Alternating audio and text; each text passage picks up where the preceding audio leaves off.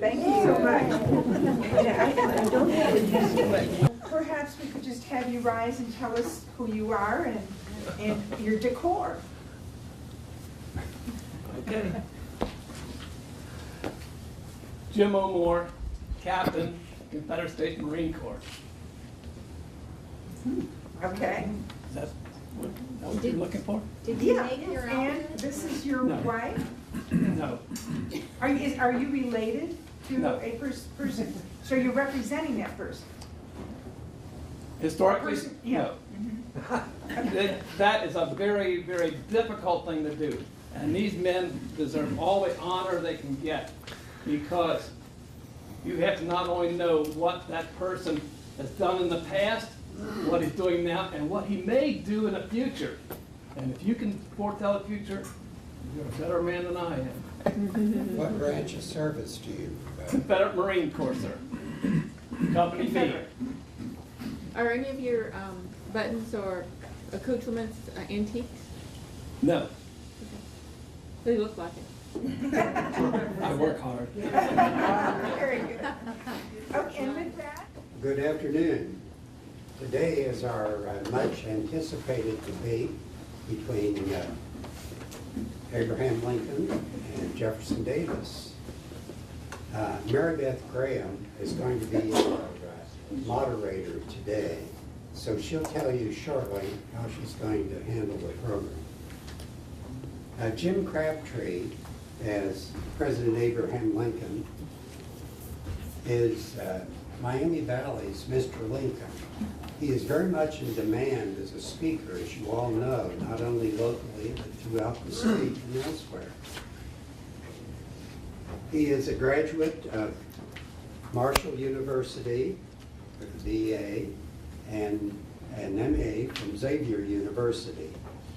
He is a resident of Springboro, Ohio, and he was a teacher in Middletown for 31 years.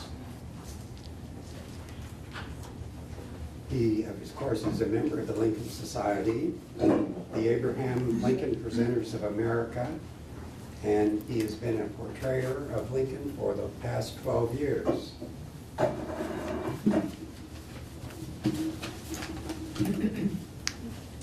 David Walker,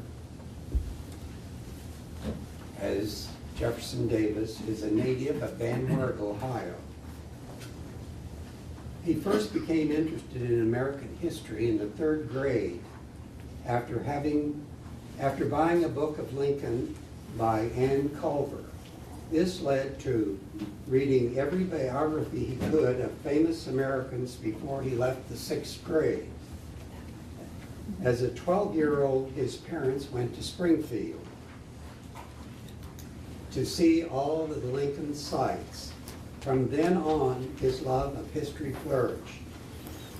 After graduating from high school, he still pursued his historical interest, and after watching the Blue and the Gray miniseries, he wanted to become a Civil War reenactor, but had to wait until graduation from Wright State University, and to find a unit that he could join. David was hired by the Van Wert City Schools in 1984 and currently teaches 5th grade within the system. David started reenacting with the 35th Ohio in 1987 and continued in the hobby until the early 90s when his son Alexander was born. He continued to go to events and visit Civil War sites, expanding his knowledge of the period. He also completed his master's in history from Wright State University. In 2004, after visiting the 30th Indiana Lincoln Museum in Fort Wayne, he was encouraged to join the unit by Kay Nagy. He started out by portraying civilian and then moved back to the military. David could be seen in Union Blue one weekend and the following weekend portraying a civilian in various settings. In 2005, at the encouragement of Lincoln Museum staff, he started to portray Jefferson Davis at their Civil War camp. David is continuing portraying Davis participating with the Gathering of Eagles, with other Union and Confederate portrayers in events in Virginia, Ohio, Pennsylvania, Illinois, Indiana, Michigan, Kentucky, and West Virginia. He believes that both a northern and southern view ought to be presented at each Civil War event. He is a member of Lee's lieutenants and enjoys debating anyone who portrays Lincoln at various Civil War enactments. Mary Beth, I turn it over to you.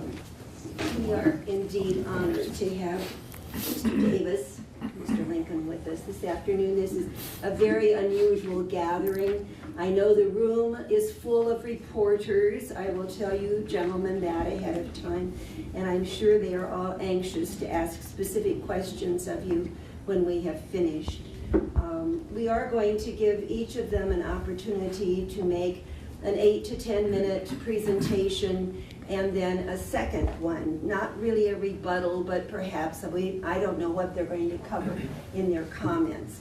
And did you flip a coin, or do you? I always go first. Sister, who will go first? He goes first. He goes first. We'll go alphabetically, I guess. So, Mr. Davis, if you want to come to the microphone, then all the reporters can hear and won't miss anything. And we'll give you 10 minutes, and then we'll turn to Mr. Lincoln and his comments. Sometimes 10 minutes is not enough to explain a point of view. Every one of you sitting here has a point of view about something. And that point of view has been established in your brain according to your upbringing and how you were raised, and your philosophies, possibly your belief system, and so forth.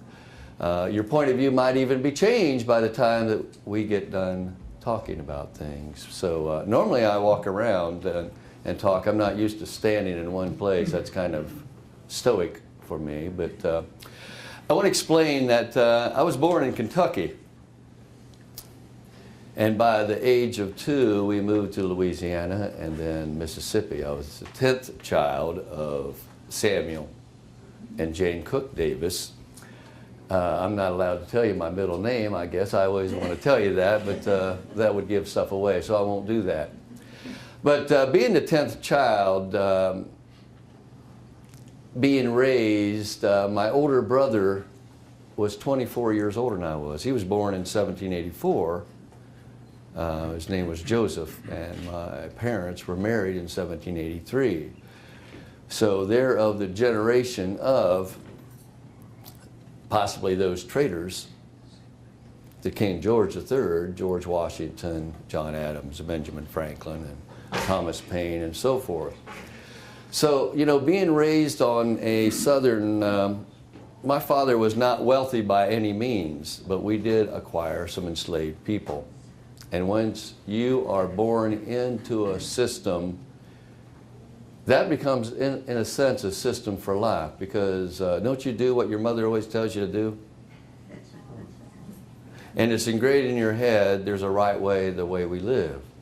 Now, I was sent up to Kentucky to be educated, but I'm going to skip that portion because I only have 10 minutes. But by the help of my older brother Joseph, I was able to attend West Point Military Academy. And when you go to West Point, it's in New York. How many know that's a lot different, a weather from Mississippi? In fact, I don't even, getting out of my carriage today, the weather was starting to get to me, and my throat's already doing that number on me, and so forth. But when you go to West Point Military Academy, there's 4 areas that they're going to instruct you on. The engineers, artillery, cavalry. How many noticed I said cavalry? Did you hear me say cavalry? That's where Jesus was crucified. That word is misquoted very often. And infantry. What does engineers do? Build bridges, build forts. The most educated of the graduates are put in the engineers. Robert E. Lee will graduate a year after I did in 1829, when I graduated in 28, and he was placed in the engineers. followed by artillery. Artillery is not something for the uneducated people to operate that piece, because you've got to place that shell in a certain location to damage the enemy. Artillery is meant to scatter the infantry. Then we have the cavalry, which they normally can be dismounted or mounted. They, in a sense, they have the scouts that will go check and say, try to figure out what the army. You never go into battle, ever, without knowing the knowledge or the strength of the enemy. Bottom of the heap is infantry. I was placed in the infantry due to my grades and so forth and demerits. See, you might walk in late to class by 30 seconds, you get demerit. You might walk into class with your boots not polished. That's a demerit. You might speak out of turn. That's a demerit. You might have your housing looked at and your bed was not made properly. That's a demerit. You can work those off. Now, you're only allowed leave after the first 2 years. And when I did go to West Point, how many think I got a different point of view from those northern boys and those southern boys? You know, there's some soldiers that did not like me just because I was from the South. You know, they have this assumption, and a lot of people do. They always have this assumption in their heads, this is the way other people live. And they would never want to live like them. So since anybody from the South that went to West Point, they just had to own slaves, didn't they? Well, that's not always the case. Not everybody in the South owned slaves. In fact, very few people owned slaves. You had to be wealthy to own slaves. In fact, most people don't even know how much they cost and how to maintain them.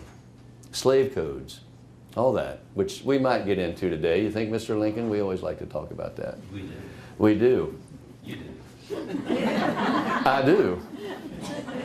Anyway, I spent a lot of time at Benny Havens. It was a tavern, and Benny taught us how to drink without breaking our honor code. Because if another soldier witnessed you doing something that was unethical, it's up to their honor code to say they saw you do something. So, Mr. Lincoln, you want to stand here for a minute?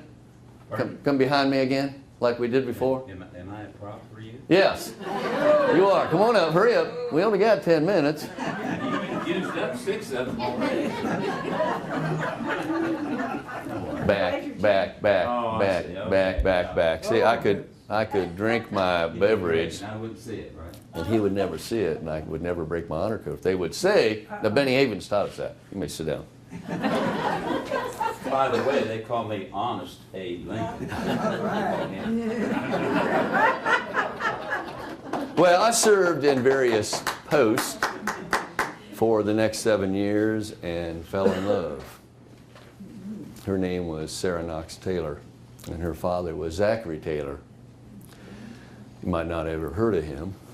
But anyway, he did not want his daughter marrying somebody in the Army because he didn't want to put his daughter through, or he didn't want me to put his daughter through what he put his wife through. That is, going from post to post to post. So I resigned. We got married. 3 months later, she dies. Malaria. I almost died with her. So for the next 10 years, I'm going to learn the plantation system along with Joseph. And we'll probably eventually get to Uncle Tom's Cabin, but I'm going to ask you this. How many of you believe that George Washington was a traitor? No. Benjamin Franklin, John Adams, Samuel Adams, Thomas Paine. Well, see, the thing of it is, here we're coming back to that point of view, aren't we? Because through the point of view, the British, especially King George III, they were traitors. In fact, Franklin said, either we hang separately, we hang together. And when the Confederate States start to secede and form that first Confederate States of America with 7 states, not 11, The other 4 will come eventually.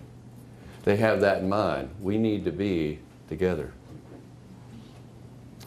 To us, we saw that as another revolution.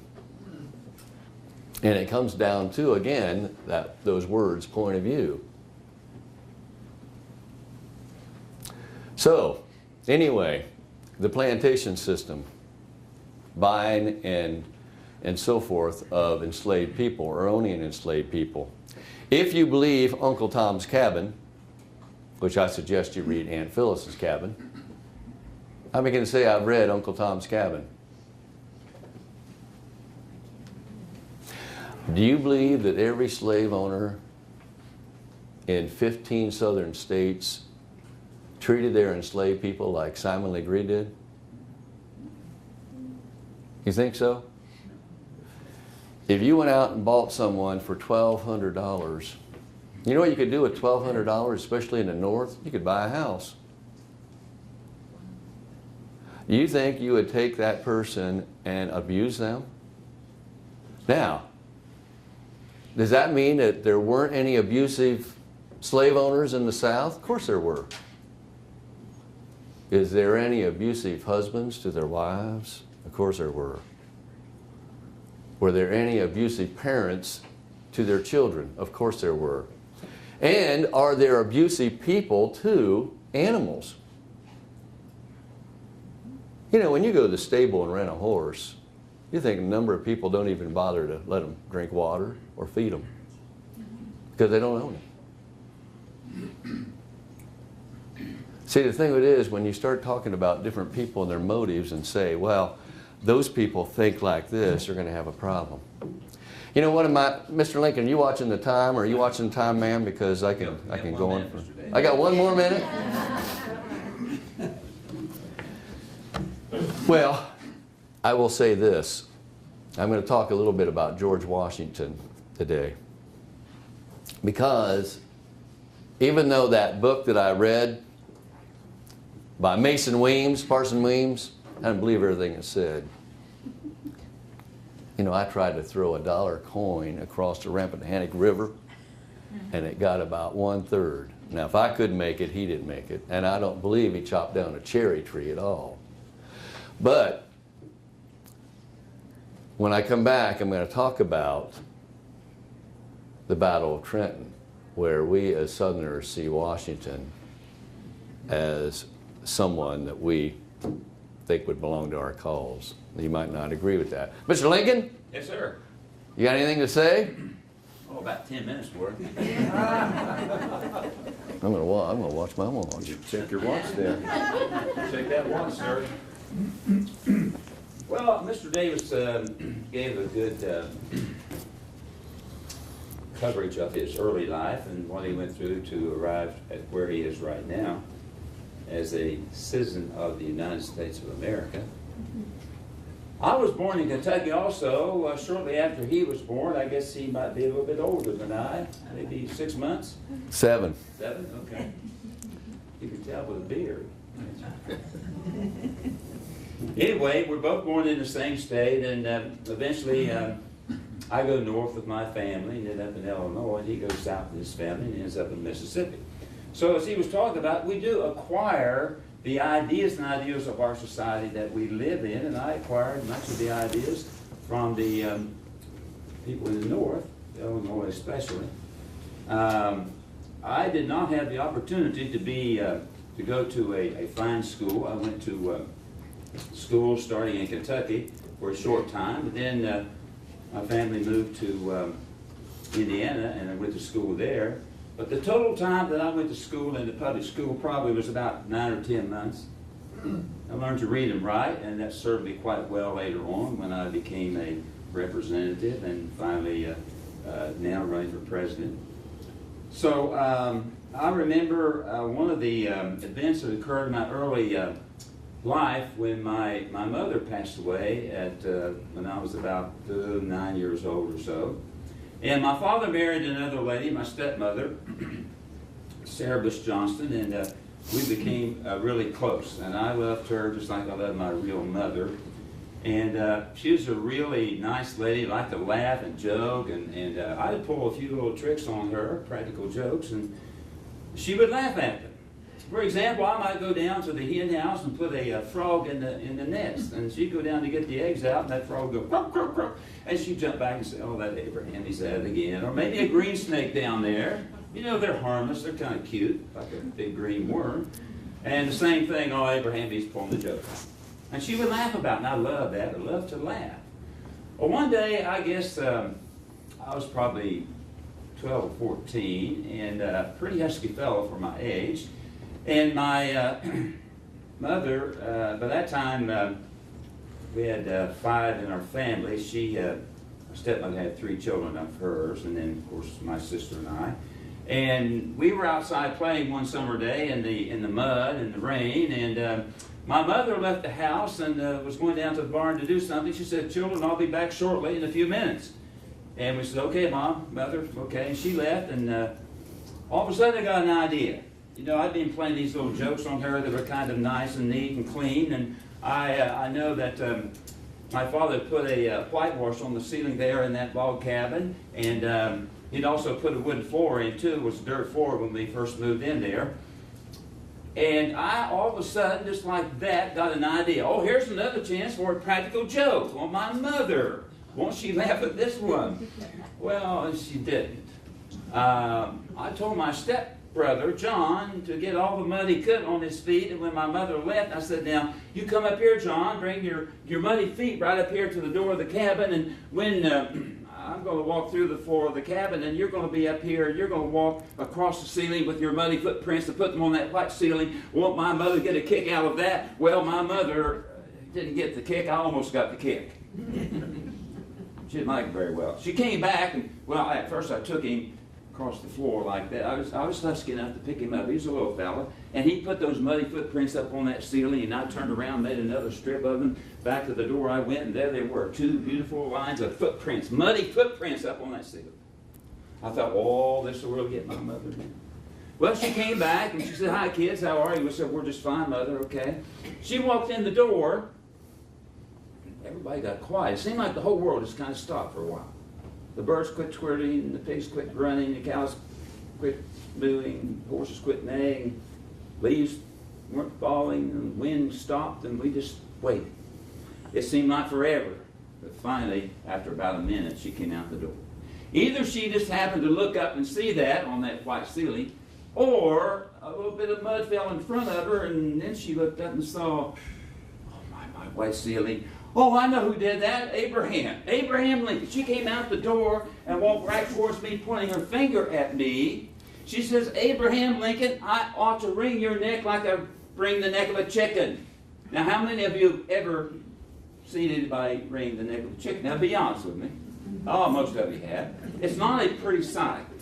Well, I knew my mother couldn't physically do that, but I could see that chicken in my mind up there, the wings flapping around the legs, and I could see me then with my long arms and legs flinging around. Well, I knew she couldn't do that, but I knew she was mad. I knew it wasn't like the frog in the nest or the snake. This went beyond that. This messed up something she really liked.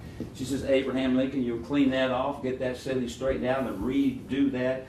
I said, yes, ma'am, I will. She pointed her finger at me. About 40 years later, she pointed her finger at me again. Not about some little silly thing I'd done, but she says, this is about a year ago in 1861. On the way to the White House, I'd been elected president. She says, Abraham, you be careful. This is a warning.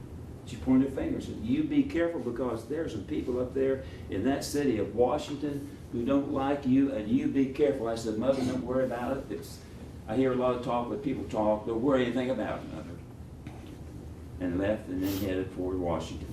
Now, in between that time, though, I went to New Orleans when I was about 19 or 20 years old on a flatboat to take some goods down there to sell for a man there in Indiana. And goods, salted meat and grains and flour and so forth, down to New Orleans, down the Ohio River, down the mighty Mississippi, all the way down to New Orleans. New Orleans, a city I'd never seen before, may have read about, but oh, this was a new world to me. A beautiful town with cobblestone streets and wrought iron fences and Spanish moss hanging down from the trees. Didn't see those in Indiana and Illinois. Saw ships out there in the harbor from all over the world. Heard people speaking different languages I'd never heard of before. And then I saw something that really stuck with me for a long, long time. I saw people there in New Orleans being sold as slaves on the slave blocks of New Orleans. Auctioned off for whatever, hundreds of dollars, nice, good ones. They come up and check their muscles to see how strong they were. Check their mouth, see their teeth, see how healthy they might look. Would they make a good slave or not? Well, they didn't want to buy bad property, a bad deal.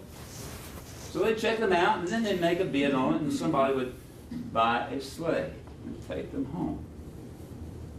I looked at that and I thought, whoa, whoa.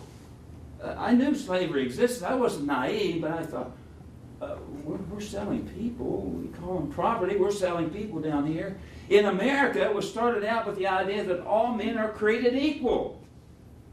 And we're selling these people because some people call them property. And that stuck with me a long time. And I still have that memory, that picture in my mind of that event down in New Orleans. Well, to make it short now, how much time do I have left, Mr. Davis? I didn't look. Oh, you check? You not check? I'm just listening to you. Oh my gracious. Oh, let's see. Probably here. 2 more minutes. What do I have? 2 more minutes? You give me 4. The boss, this is the boss here. All right, 4 minutes. Well, going back to my early days when I went to school, went to what I called a blab school because the teacher there would ask us all to speak or read from a book, from different books. We were getting different grades and had different books. But every now and then she would say, all right, I want everybody to read from your book out loud. Would you do that for me? Would you give me your name, your address, out loud? Every one of you do that for me right now. Can you do that? Do that. Go.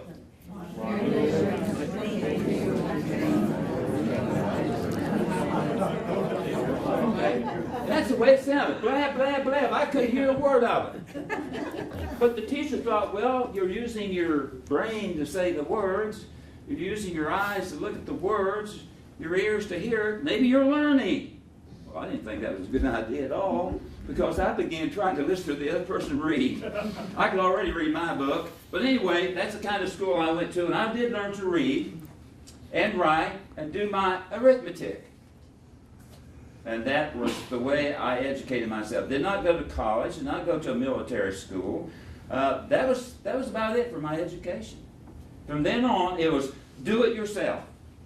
Read the book, study the book, read it twice if you don't understand it the first time. Finally, I did become a lawyer, studied to be a lawyer when I was 28 years old by reading law books that a friend of mine gave me, and then I took a bar exam when I was 28, passed it, and became a lawyer. And that was my profession for the rest of my life until I went to Washington. By the way, I left out Mary, didn't I? I'd say one thing about Mary. This man right here is a great dancer. I've seen him dance with people from the audience, so be careful, ladies. He might want to dance with you later. He's very good. A lot of things. I was not very good at that. I was not good at that. I remember this one time I went to a dance and saw my future wife Mary there, and I finally got enough courage to ask her to dance with me. My theory was, if I watched long enough over a period of several dances, I watched long enough, and my eyes will take the idea, will take those movements to my brain, and my brain will tell my legs and feet what to do. Doesn't that sound good? Doesn't that sound like a good theory? Oh, folks, it didn't work. Because I asked her to dance with me one night. I said, Miss Todd, I would love to dance with you in the worst way. And later on, after the dance was over, I heard from other people telling me that she said to them, making fellow, he wanted to dance with me in the worst way, and boy, he did. He danced with me the worst way possible, stepping on my feet and legs and halfway up to my kneecaps. Not a good impression, but later on we did get married. Mr. Davis, it's all yours. I'll stop right there. Well, I'm glad. And I bet everybody else is too. Be careful now. He is a good dancer. I'll give him that right there. Oh, you left your gloves here. That's one that's part of all being a right. You dancer. wanna wear them? No, go ahead. Go ahead. Sit down. I told you that Sarah Knox Taylor dies in 1835, so the next 10 years I learned the plantation system and I read books, books, books. You know, if you're named after somebody like Thomas Jefferson, don't you think you should know something about him? In fact, I said to a group one time, I was named after a president. Can you tell me which one it was? And some of them raised their hand and said Abraham Lincoln. And I looked at them and they said, well, it had an A in it, and there's an A in Davis. Well, anyway, I thought, don't want to get sidetracked. But anyway, my mother was interested in political things, but of course women didn't vote. And probably will never vote. According to my new wife, Verena, that's different. My life changed quite a bit by 1843 when my brother Joseph, who I told you was more of a father to me than my own, being 24 years older than I was, he saw me that I was mourning for about 8 years the death of Sarah Knox Taylor. In fact, when Verena and I did get married, one of the first places we went to was Sarah Knox Taylor's grave to see it, which probably didn't start off too well. But anyway, in December of 1843, I met her through Joseph. He brought her down, and she was about 17 years old. The problem with Verena is she was a Whig. Family's Democrat. In fact, I can't even get that word Republican out of my mouth. It reminds me of the publicans and sinners in the Bible when you read about them. But anyway, Verena, I'd have to say she was very strong-willed. But we took a liking to each other, loved to ride horses together, loved to read good poetry together. I was a Baptist, she was Episcopalian. She became a Democrat. I became Episcopalian. There was a compromise in there. But when we married, I was 36, she was 18. Now I know some of you are already saying she was half your age. There were times that she said to me, you treat me more like a daughter instead of a wife. So we had to work through that. Because I had such a good relationship with Joseph that when I got very tight with Joseph, Verena would step away. And when I got very close to Verena, Joseph would step away. It was like there's a power struggle. In fact, you know, I'm going to be elected to the House of Representatives in 1845, and I'm going to serve about 1.5 years until the Mexican War begins. Now, you know, Polk, being elected in 44, believed in manifest destiny. And he said, I will only serve 4 years. I think you're all aware that 3 months after he was president, he died. He was worn out. But the thing of it is, to some people, Polk acquiring that war, including him, he might want to talk about it. Might want to ask him how he got the nickname Spotty. And you might have to explain that. No. You might not ever talk about it. But anyway, I went to serve in the Mexican War, got shot in the right foot. That's why you see me limping, and so forth. So, Verena and I get married in February at her place called the Briars. You know why they call it the Briars? You know anything about rose bushes? They had a lot of them. You ever get cut by one of those? Yes, many times. So anyway, we didn't have children until 1852 because I went off to the Mexican War, then I came back. Now, election of 1848, Zachary Taylor was a Whig. Do I support him? He's my former father-in-law. He ran against Winfred Scott. Yes, I did support him. Problem is, he dies in 50. But he abandoned his party. That make any sense? See, the thing of it is, sometimes you think, this is what I am. How many's ever said that? This is who I am, this is what I am. And then you get challenged by it. And then you think, I'm not sure who I am. Let me explain why I'm thinking of it, because I might forget it and then I'll think of it when I'm leaving. 7 states secede from the Union, correct? Then we have the firing on Fort Sumter. Lincoln calls out 75,000 men to invade his own country. And Virginia, North Carolina, and 2 more states secede. So, what happens? Now we have 11. Now, as president of the Confederacy, we believed in states' rights. But when we seceded, now are you following me? We seceded, we wanted to be away from a strong central government. But to win a war, we had to be 11 states that worked together to defeat a union that we withdrew from. So we, in a sense, had to become what we hated. Now, does that make any sense? Now, gentlemen, how many of you are married? Or been married? Raise your hands. Don't be doing this stuff. Okay? Tell me right now that you say, the day I got married, my opinion didn't change about marriage after I got married. So you're laughing. Why? You're right. Because you thought women would do this. And women, when you got married, did your opinion change on men? Why? It wasn't what you thought it would be. See, it's really good to be idealistic, isn't it? Not all the time. Do you think it's better to be idealistic or realistic? Which one?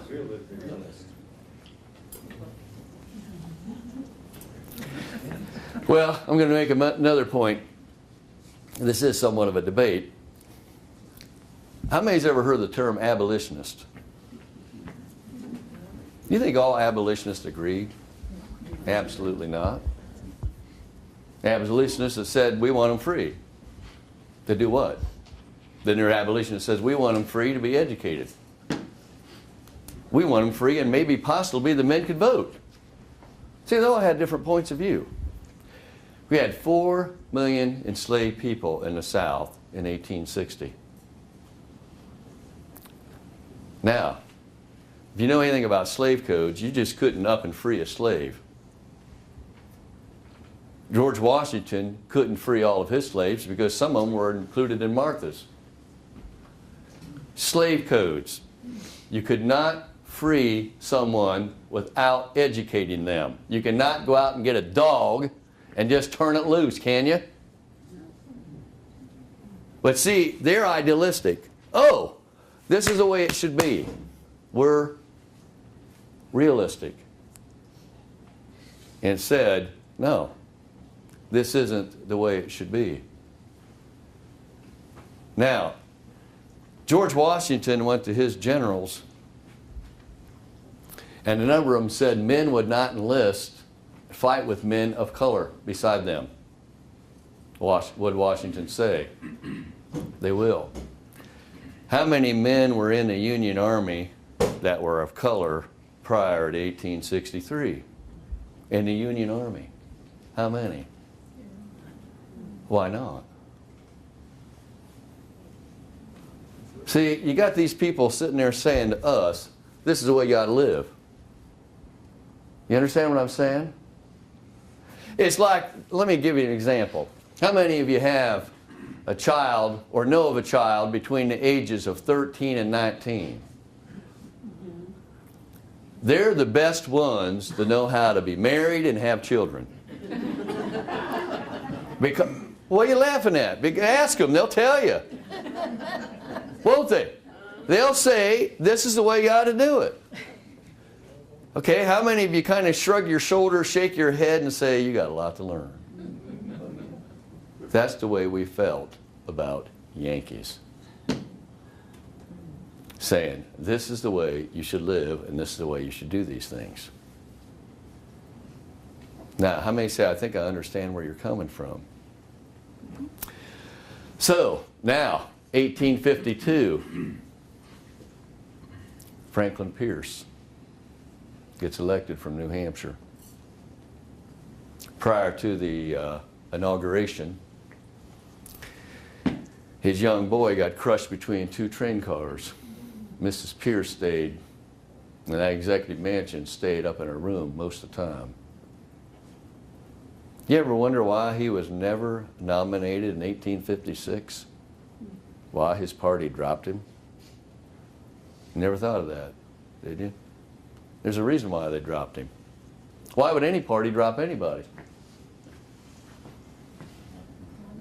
I was his Secretary of War. You ever heard of the Gadsden Purchase? I was helpful in getting that accomplished. We wanted to have the railroad go through. You ever go to the Capitol in Washington City? My name's in there. See, the thing of it is, the only thing you're going to remember is 4 years out of my life of being Confederate president versus all the years I was an American citizen. Isn't that right? And you walk in here and you said, I can't wait to hear him because I don't know anything about it. How many can right now raise your hand and say, I don't really know much about that man or didn't know much about that man? Well, now you're learning. So, you know what happened in 1852 that just got me upset as I started to talk about is Uncle Tom's Cabin. Harriet Beecher Stowe. You know what her husband did for a living? Preached. You know what her father did for a living? Preached. You know what her brothers did for a living? Ministers. You're right. She wanted to be. But she was a woman. She writes her book based on a few accounts. Simon Legree. What did he do to Uncle Tom? He beat him to death. That's right, he beat him to death. Everybody'd read that, just assume everybody in the South was just like that. You look at a certain people and say, you lump them all together. You know, my mother would never allow me ever to say those women or that type of thing or those people. She taught me better than that. You realize that when you're the youngest, your oldest is out of the house before you're even born? Having children, she had children from 1784 to 1808. I was the last. That gives you a hint about what my middle name was. How much influence did Verena have on me? What do you think? Greatly. A lot. Behind closed doors. You know what the difference is? You know why I said that, behind closed doors? He didn't speak publicly. They don't know. Never. Remember, she was a Whig. She was educated by Judge Winchester up in Philadelphia. She's born in Natchez, Mississippi, and goes up there. Her uncle or her grandfather was governor of New Jersey. See, you've got to understand that these ties between these men, especially that will fight against each other during this great war, went to West Point together, the officers, and became best friends. And then you end up fighting against them. And you're trying to figure out, you knew what they were like in class. Don't you always know who in class is smart and who's not? General George Pickett, class of 46. You know where he ranked? Last. Did I make him a terrible soldier? No. Why was I placed in the infantry? Out of class of 35, that's about halfway. 17. Your time's up, Mr. Davis. Well, Mr. Lincoln, I think I'll buy you a watch for Christmas. I got one. Do you? Is that Confederate time or Union time? Okay, all right. Can you read that? I know, I didn't know whether you was top Roman numerals I'll or just not. give you a little break there. Oh, okay. You can time me if you want. It's all right. What's that? You can time me if you want. Keep Oh. track of what I said. First of all, I have to respond because he brought up the question of why people call me Spotty Lincoln, didn't you? Yeah, I was going to explain it. Let me explain it. There was some problem between Mexico and the United States there in the 1840s, and Mr. Polk, wasn't it, the president then? Yeah, I'd hope you'd know that. You know your president. And he decided to go to war with Mexico because there was this dispute down there over the boundary.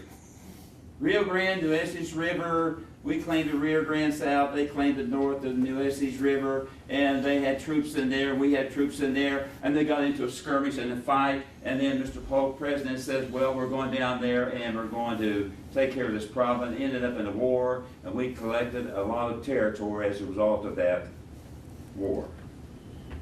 I opposed that war. I thought, this is not right. I want to know where it started. Tell me where it started. Tell me the spot where it started. I want to know where our troops were, where they were. I want to know that before I can vote to go to war. Going to war is a terrible thing to do.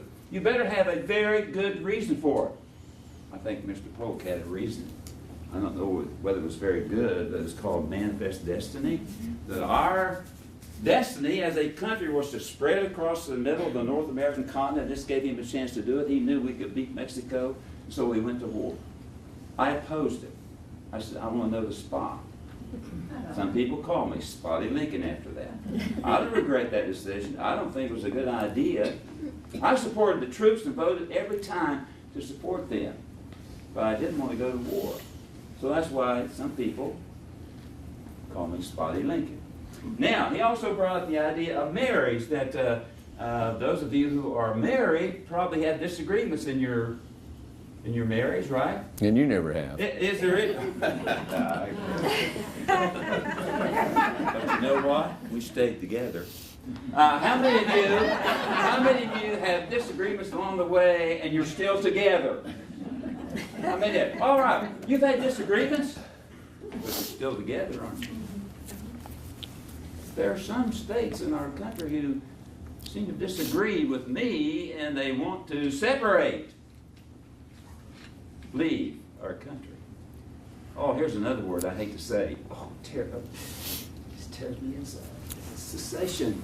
Cessation. Well, let me talk about a couple ideas here that we need to get to here, because we are in this period of what we do here in 1860-61 about this problem that has been recurring over the last 60, 70 years. Slavery and now secession. Our founding fathers were handed slavery. It was right there when we founded our country. So what do you do about it? They compromised and said, well, we won't do anything about it right now, but there are some indications that they thought that slavery would be soon, not maybe soon, but someday will be done away with. For example, before we had first of all, the Declaration of Independence says all men are created equal. It doesn't mean that everybody's equal in ability. It just means they ought to have equal opportunity.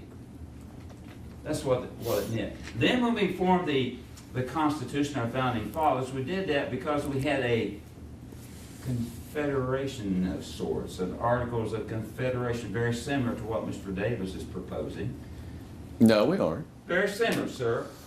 The Articles of Confederation gave the states more power than the federal government. So the states could do things that if they wanted to resist taxes, they could. If they wanted to form agreement with another state, they could. If they wanted to even form a trade agreement with another country, they could probably do that. There was no central authority, no underlying principle from the federal government that would hold them all together. That's why we had the Constitution, because our founding fathers thought this is not working. We need to have something more binding. We have to have something that has an underlying principle that every state must abide by. And so they formed the Constitution. In that Constitution, they took in the idea of slavery. 20 years later, in 1808, they said that we will not allow our people to import slaves from other countries around the world. It gave us 20 years. After that, you can't import slaves. Do you think that law was broken at any time? Didn't need to. Didn't need to. I think it was broken. Because in order to go from maybe a little less than 1 million to about 4 million in 60 years, you either have to have big families, encouraging maybe the slaves to have big families. Maybe you did that, I don't know. But I'm sure that some came in illegally from other countries. Anyway, slave population increased. Now, in 1787, the founding fathers, many of them signed the Northwest Ordinance of 1787, which said that there would be no slavery in the Northwest Territory. Ohio, Indiana, Illinois, Michigan, Wisconsin. No slavery in that territory. I think our founding fathers were saying, oh, look now, when we start bringing in these new territories, maybe we shouldn't put slaves there. We shouldn't allow them to be there. I think they were thinking that. They couldn't really say that because there were some who might have, we might not have had the United States of America, but some of the states might have seceded before we got started and said, we're not going to sign up for this because you're taking away our slaves, if our founding fathers had done that. So our founding fathers are smart enough to compromise a little bit and say, eventually you can't bring slaves in, and you can't have slaves in the Northwest Territory. I think those were indications that they thought that eventually slavery was going to maybe not be abolished, but it's going to grow out of style. It's going to go away. And by the way, when you talk about freedoms, now I think you made an inaugural address on February the 18th. Was that right? 1961. Yeah, I did. When I and my wife were going to Washington, and just a few words here to kind of quote from what Mr. Davis said. The last paragraph says, "We but tread the path of our fathers when we proclaim our independence and take hazard from the high and solemn motive of defending and protecting the rights we inherited and which it is our duty to transmit to our children." Maybe that was another one you spoke about in Mississippi, right? I think that was another one. This is the one you said on February the 18th. "It is joyous in the midst of perilous times to look around upon the people, united in heart where one purpose on high, resolve, animates, and actuates the whole, where the sacrifices to be made are not weighed in the balance against honor and right and liberty and equality. Obstacles may retard, but they cannot long prevent the progress of a movement sanctified by its justice and sustained by a virtuous people. Reverently, let us invoke the God of our fathers to guide and protect us in our efforts to perpetuate the principles which by the blessings they were able to vindicate, establish, and transmit to their posterity. With the continuance of his favor ever gratefully acknowledged, we may hopefully look forward to success, to peace, and to prosperity." I think he's invoking the hand of God, or saying that God is on our side in this struggle against slavery and secession. I'd like to know what freedoms, and the newspapers in the South were talking about in 1860, when I was elected president in November, president-elect, they were talking about all the bad things I was going to do when I became president. I was going to abolish slavery immediately. That was a lie. I never said or wrote anything to that effect. They said I would become a dictator and tell them what to do. Take away their freedoms. What freedoms would I take away? They still had the right to vote, the right to send people to Congress. Nobody was taking away their freedom. I never said I would take away their freedom. The only freedom I might consider would be that you can't extend slavery into the new territories and states to the west, which I think was the idea of our founding fathers when they said this Northwest Territory, you can't send slaves in there. You can't have slaves there. I think this was an idea that they presented. So this idea that I'm going to take away their freedoms, I don't know what it is. I really don't know. I was hung in effigy, or hanged in effigy, in the South. You know what that is? It's a portrayal of my physical body, and people were shooting at it or throwing things at it. I was hated down there by many people. Now, slavery, Mr. Davis probably was a good slave owner. Quote, good slave owner? Are there good slave owners? Would you like to be a slave under a good slave owner? Would you like to be a slave? I don't care how well you're treated. You may be treated very, very well, but the idea that you don't have the freedom to walk off of that plantation and go somewhere else on your own and seek your own destiny and your own future, that is not the way our founding fathers thought we ought to do. That was my view about slavery and secession. I thought secession was wrong. That now Mr. Davis will try to compare that with the American Revolution. I think it's completely different. First of all, we were separated by an ocean, colonies were, and then Mr. Thomas Jefferson, your namesake maybe, gave about 25 or 30 reasons why we were going to war, to separate from England. The main one, taxation without representation, interrupting our government over here, telling us what to do, sending troops over here. He listed 28 or 30 of them. Grievances. Complaints, grievances, reasons, however you want to put it. I haven't heard anything from the southern so-called states, Confederate states, about why are you leaving the Union? I hear this general term about you're taking away our freedom. I still don't understand what that's all about. I don't know what's out there that they can show that is going to happen if I become president. Time up? Yeah, your time's up. Yeah, your time's up. Very good. Okay, we're open for discussion or... You mean I don't get a rebuttal? Well, yeah, you can go ahead and do it. Well, we have questions. All these reporters have been listening very carefully, and maybe some of their questions were answered in your comments, President Davis, and your comments, President Lincoln. I don't know, I should call him Mr. Davis, I'm shouldn't sorry. I? Would you? Wait a minute, this isn't right. Yes, it's Mr. Davis. Mr. Davis is not Mr. the Davis. president of anything yet. Well, he's not the president. The only way he can become president is if he runs against me in the next election in the United States of America, and he beats me in a fair and constitutional and legal election. Was that a question? He's president right now. Was that a question? He's a citizen of Mississippi and the United States of America. Was that a question? However you want to put it. Fully agree with it. He was correcting the moderator, and I deserve to be corrected. I'm standing corrected. That's quite all right, Mr. President. Yes, okay. Among the reporters that are here, is there anyone who wants to start off this afternoon with a question? Yes, sir. Would you stand and direct your question to either one of these gentlemen? Mr. Davis, how is it that you were selected president of the Confederacy? That's a very good question, because I was going to get there in my rebuttal. Oh, what an opening. First of all, I was against secession. I'm very surprised to hear that. When my state seceded, I went home and said the country can go to hell, and accepted the major general to be in militia, major general in the Mississippi militia. I'm a moderate. You know anything about moderates?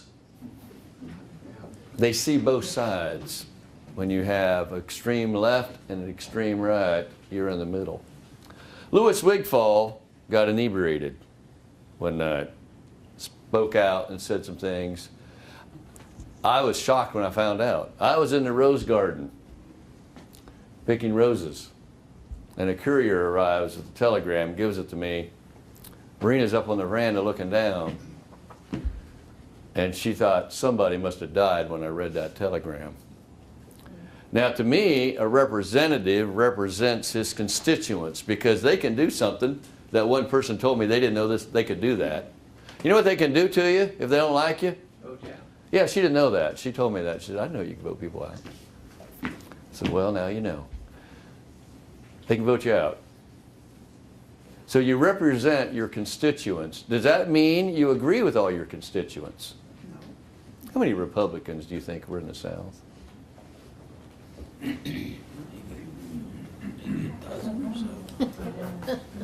Not many. Why would there be? Why would there be? It was a sectional party that said no more extension of slavery to the new territories. I thought you was going to do the prayer of 20 million, Mr. Lincoln. And maybe I should quote your first inaugural. But that, if they'd asked me, I'd requote part of I it. was going to quote the last two paragraphs of it, but I didn't have. Your first or second? The first one. Oh, okay. You want me to do that now? No. We'll go on to the next. Now, next question. We don't want to keep these people here forever. Both you gentlemen were born in that part of Virginia called Kentucky. It was a state. Please, sir? It was a state. Yes. But when you were born, it was not. Yes, it was. 1793. Oh, you just barely made it, sir. Well, Move My to your question is this. Yes. There was a movement in Kentucky at close to the time of your birth, sir, concerning that word that you don't like, Mr. Lincoln, secession. I just wonder if that movement colored your views toward secession, and you already expounded on your views on secession. I just wondered if you had anything more you'd like to add to those views on secession. Well, if you're talking about the time when I was born, I don't remember that. I understand. Okay. Well, I think there was talk along the way about secession. Every now and then you'd have a state that would say, hey, we don't really like that. We ought to leave this Confederate, this union. We ought to leave it. We ought to be able to leave it. I think there was talk along the way, but it never did really happen. We tried to compromise these disputes over the years with the Compromise of 1820, Missouri Compromise of 1850. We tried to compromise there. We did compromise. Harry Clay, the great compromiser, compromised in 1832, 33. Andrew Jackson, a Southerner from Tennessee, told South Carolina, if you try to nullify this tariff, if you try to leave the Union, which they were threatening to do, he says, I'll stop you by force. That was a Southern president, Tennessee, who said that. So there were times along the way when some states would say, we don't like this way things are going, we think we might just want to leave. But it really is coming to a head here in 1860, 61, really serious problems with it. When you have not only one, but you have 7 and later on others. So it is a problem that we have to deal with. My view, let me add this. My view is that when the founding fathers said, we the people of the United States will form a more perfect union, I think they were talking about the Articles of Confederation. It wasn't really a good union there. They kind of wobbly, and I think they were saying, we want a more perfect, they didn't say perfect, and perfect not being, that doesn't mean that everything's right, it simply means not broken. We the people of the United States will form a more perfect union, or setting up this kind of government here. And I believe that was one of the ways they were saying, don't separate. Because no country in history has ever put in its founding documents the way to separate from each other. Thanks for quoting me, Mr. Lincoln. Legally. Well, okay, go ahead. I've got some other things, but go ahead. You got it. Would you like to make some comments, Mr. Davis, on the same question? Believe it or not, Mr. Lincoln and I agree on a lot of different That's things. wonderful. Should we move to another question? Yeah, why don't we do that? Well, let's leave it That's at something we that. don't agree on. Yes, ma'am. I have a question. Mr. President, excuse me, Mr. Lincoln, you're pretty good at telling stories, and we appreciate that. Given that and your lack of formal education and your lack of military education and the numerous failures you had at attaining a political office, what qualifications do you have to be the president? Ooh. Wow. Okay, all right. I do not have a great resume as Mr. Davis has. I did not go to college, didn't go to the military, West Point, didn't do any of those kind of things. I didn't have a degree in anything. But I did read a lot, and I think that is the way you educate yourself and be qualified to become leaders in your country. I read the Constitution, I read the Declaration of Independence. I thought those were two great documents, and I became a lawyer. And lawyers try to look at the facts of everything to see what conclusions you can draw. So as being a lawyer, that's somewhat of a qualification. Now, I was never in the military, except one time I was in the Black Hawk War. I was elected captain in Illinois in that little skirmish with the Indians. I was selected captain there. That's the only military experience I've had. I was a lawyer. I was a representative. I was a representative in Congress for 2 years. So that's my background. I don't have the resume that Mr. Davis has there. If you want to look at education, schools you attended, military, and so forth, I don't have that. But I do have a firm belief in the United States of America that we should stay together. We should be able to figure out our problems and stay as a country, because I can see our country becoming a great nation in the world. I have a vision for our country when people are going to be free, people are going to be allowed to vote. Even women someday, someday, I think women, don't shake your head there, sir, it's going to happen. Someday women get the right to vote. My wife Mary keeps complaining to me about women not being right to vote. She couldn't vote for me. I said, Mary, let's put that aside right now. We have a more difficult problem. But anyway, those things are going to happen. Okay. How about another question? All right. Yes, over here. Do you think that popular sovereignty hastened the war? That destroyed the compromise of 1850 sooner than it would have? Yes. Yeah. Are you addressing it to either one? We agree. Candidates. There was a well, go ahead. When I was going to do a rebuttal, I was going to talk about a Democrat in not so positive words as Stephen Douglas introducing that. When you say you make a choice, who thinks about it? Think about it. Tough men can make choices that weak men cannot. You understand what I'm saying? Bloody Kansas is a result of that. And the thing of it is, by the popular sovereignty and the 1854, it just created a big mess.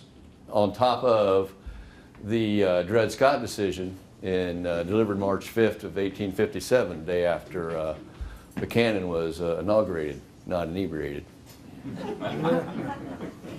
All right, time for a couple Actually, more I agree with questions. him on that. Oh, I agree with him. Another agreement. I That's true. think he was the forerunner of a maybe possible civil war, because there was a civil war in Kansas, Nebraska. Bloody, bleeding of Kansas. Broke up the Democratic Party, too. All right. All right. Time for a couple more questions. Yes, madam, would you ask your question? Yes, I have a comment for Mr. Davis. I'm so glad that you explained you being a modest and on the fence. You mean a moderate, not moderate. modest. 'Cause I'm not modest at all. Moderate on the fence, and that's why, Mr. President, I voted for you. You did? Yes, I did. And I just want to ask, You voted for me? yes, Well, I just did want to you dress know. up like a man or something? How'd you do that? How'd you get in the voting booth? I mean, you look so much like a I beautiful should woman. say How can you my vote as a man? husband voted for Oh, me. your husband. Oh, And your brothers. that's better. That's better. But I just want to say, I am so excited about your beard, because I'm one Oh. that likes facial hair. So can you tell me what was it that made you decide to grow a beard? Well, a little girl wrote me a letter before I ran for office in 1860 and told me that I ought to grow a beard. It might make me look better. She insinuated that my face wasn't quite of the right proportion, that it was kind of slender, and maybe the beard might fill it out and make it a little more prominent, maybe. And if you do that, she said, it might help you win the presidency. Well, I took her advice and I grew the beard with Mary's approval. She had to approve of that, you know, of course. Well, anyway, she had to approve of that. And on the way to Washington, I met the little girl in Westfield, New York, and talked with her, and that's a memory that I will never, never forget. But the little girl, about 12 years old, 11 when she wrote it, 12 when I met her. Okay. Thank you. That was it. Thank you. And I notice you also are sporting a beard. Is there a Yeah, it changes all the time. There's times that it's below the chin bone, back around. There's times it moves up. The thing of it is, you always have to shave. You always want to have your this part cleared. But we won't go into detail why that's necessary. You might talk to Verena about that, and Mary, possibly. What's that? I'm sorry. See, he doesn't listen. I was listening to a lady over here, and if it comes between man and woman, I listen to the woman first. So, I'm sorry I missed that. I'm sorry I missed that. How about another question? Yes, sir. Mr. Davis, this country that you are working to create, could you share with us some more of your views about the future of that country and perhaps whether or not states in that country would be able to leave? I'm hoping that Georgia does, because Joseph Brown caused me so many problems. Because the thing of it is, I talked earlier about uniting the 7+4 to make 11 states. What happened within the Confederacy is when their state started to lose, like in Louisiana, the boys went home. If you read our Confederate Constitution, a state can decide for itself if it wanted to do away with slavery. That could not happen in the United States, according to the Constitution. See, the thing of it is, if the Constitution says this is the way it is, you follow that. You don't always agree with it. That's why the man I was named after, Thomas Jefferson, started the political parties, which upset Martha Washington. I don't know if you know that. He's a man that's very, very complicated. Because my mother talked about the election of 1800. You know who ran in 1800? John Adams. And? Jefferson. That's right. Who won? Jefferson. Well, I thought I heard Adams. No. Jefferson won. Jefferson won. Adams won in 96. Jefferson won. You realize those two men wouldn't speak to each other for a long time because of things that come out during that election, especially the character of Thomas Jefferson. See, the thing of it is, you can say we hold these truths to be self-evident, all men are created equal. They are endowed by their Creator with certain unalienable rights. Among these are life, liberty, pursuit of happiness. How many of those slaves did he free when he died? 0. 5. He fathered. Okay, we don't need to go any further. Sally Hemings or anything? So the thing of it is, when you start saying these men, how many did Washington free on his death? None. They were freed upon Martha's death. But then before they're freed, they have to be educated and be able to pick up the task and have a profession when they leave. See, like I said, let's think about the words idealistic, realistic. You can say you're the most liberal-minded person. Sometimes they start a fight and leave a room. Now think about that. It's real easy to say this is what we ought to do and then follow through with it. Did that answer your question? And then some? By the way, Yeah, sorry. oh, that's By the all way, right. those two men died on the same day in 1826, July, 50 years after the Declaration of Independence, Adams and Jefferson. And you know, another one died in 1830. When did Monroe died? On July 4th in He died July 4th too. It's kind of Yeah. Same day, 1770. My father died on July 4th, 1824. But when did you die? I'm still here. How can I be dead? Jefferson Davis died yesterday, 125 years ago, Oh my God. on December 6th. Had a quick recovery, didn't it? Well, you want to know about that date? December 6th, 1861, William Howell Davis was born. December 6th, the 13th Amendment was passed in 1865. I'm still here.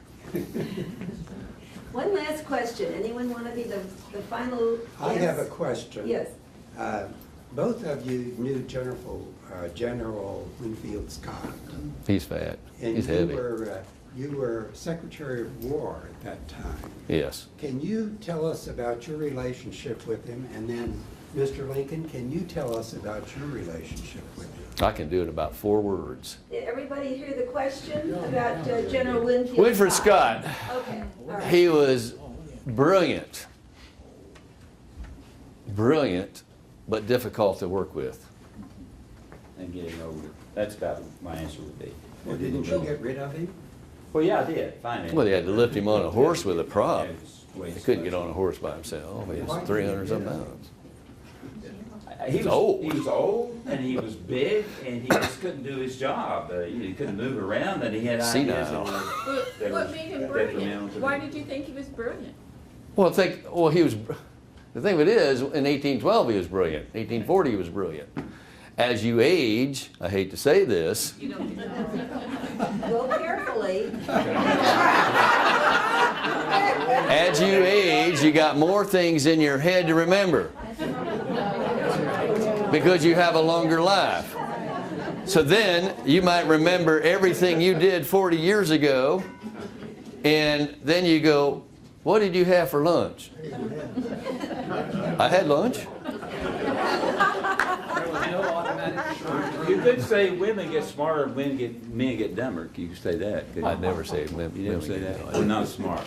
Women remain smart. Mr. Lincoln. Yes, sir. Well, this has been Winfield Scott a, was concerned.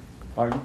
Winfield Scott, didn't he propose the first strategy, wasn't it called? Anaconda plan. Yeah, he did. Didn't the Union try hard to carry They on tried that? to do And that. wasn't it fairly successful? Well, it was, but there's such a large, so many miles of. It was. sea It was very successful. lines there, shores. to Choked the cover. Confederacy They in couldn't half. cover it all. a few You know, and final they did some words. of it, Sure. but they couldn't cover all the Yeah. miles Okay. of shoreline. But it did work somewhat later on in the Mississippi. He thought, well, if we strangle them by coming down the Mississippi and occupying the Atlantic and the Gulf, but there were so many miles there to cover, it's just hard to do. But it worked to some It extent. was an idea. It was an idea. Well, the Army It was reserve. an idea. It worked. Well, Partially. gentlemen and reporters, I hate to draw this to a close. I'm going to ask each of you if you'd like 1 more minute, 1 minute, to sum things up if possible. I can do that. Mr. Davis, would you begin? I'll go first because he's going to time me. 1 minute. 60, 59. As you can see, there's a disagreement, and it basically comes down to this. Very strong central government is life so dear, no peace so sweet, or strong a federal situation where you have the states with power. If you have the federal government totally crushing the state's ability to govern, it's wrong. Was that 30 seconds? That's good. That's Good? Yeah. Okay. All right. I better not sit on my cover. I want to make one comment, and I want to read you the last paragraph of my inaugural speech, March the 4th, 1861. I think this kind of summarizes a lot of things. Speaking to the Southern people, I am reluctant to close. We are not enemies, but friends. We must not be enemies. Though passion may have strained, it must not break our bonds of affection. The mystic cords of memory stretching from every battlefield and patriot grave to every living heart and hearthstone all over this broad land will yet swell the course of the Union, will again touched as surely they will be by the better angels of our nature. In other words, think about what you're doing here. Think about it. Think about our common past. Our founding fathers, my founding fathers were your founding fathers.